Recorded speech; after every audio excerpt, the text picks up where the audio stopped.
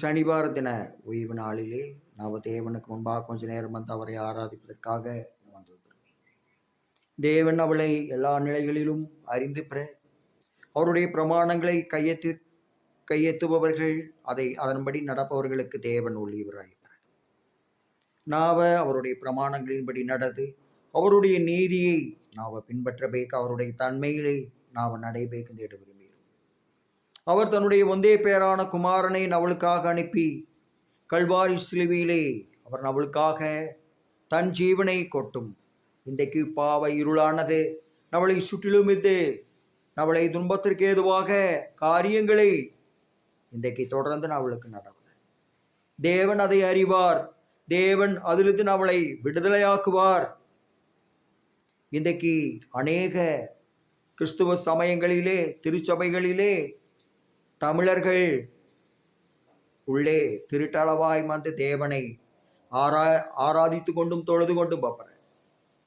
ஆனால் அவர்களுடைய பெயரை நோடிதான் தமிழ் பெயர். அவன் ஒரு உண்மையான கிறிஸ்தவனாக இப்பானா அதனோடு வாழ கண்டிப்பா உண்மையான கிறிஸ்தவனாகிற மாட்டான். தமிழ்நாட்டின் திருச்சபைகளும் சரி, இந்தியாவின் திருச்சபைகள் அனைத்திலும் சரி, தேவனை மாத்திரமே நம்புங்கள். மனுஷர்கள் யாரையும் நம்ப வேண்டாம். நம்மை யாரும் இங்கே அதிகாரம் செய்ய முடியாது, ஆட்சி செய்யவும் தேவையில்லை, ஆட்சி செய்யவும் முடியாது. யாரையும் நம்ப வாழா. திருச்சபைக்குள்ளே அந்நிய பெயரில் இருப்பவர்கள் யாராயிருந்தாலும் அவர்களை வெளியேற்றி அனுப்பேக்குந்தேடு.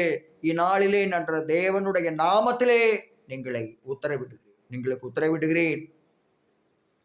அதையும் மீறி நீங்கள் திருச்சபைகளிலே கிறிஸ்துவ பெயரில்லாதவர்களை உள்ளே சேர்த்துதான் கண்டிப்பாக நீங்கள் உண்மையான ஒரு திருச்சபையை கட்ட முடியாது. தேவனுடைய நீதியை நீங்கள் நடப்பிக்க மாட்டீர்கள். பாவத்திற்கும் அக்கிரமத்திற்கும் அநியாயத்துக்கும் திருச்சபை பாழாகி போகும் என்பதை பாஸ்டர்கள் அறிந்துணர்ந்து நடைபெறும். அது மாத்திரமல்ல, கிறிஸ்துவ சமயங்களிலே இன்றைக்கு கடும் சட்டத்தை திருச்சபைகள் கொண்டு தர கொள்ளಬೇಕೆಂದೇಡೆ தேவன் விரும்புவார்.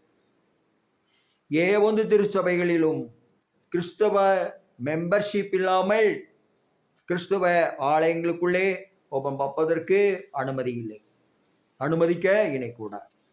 குறிப்பாக இந்தியாவின் பிரதமர் நரேந்திர மோடி கிறிஸ்துமஸ் விழாக்களிலே டெல்லியில உள்ள சர்ச் போய் தேவனை ஆராதித்தார், தொழுது கொண்டார், எல்லாம் பண்ணினார். அதற்கு அவருக்கே அனுமதி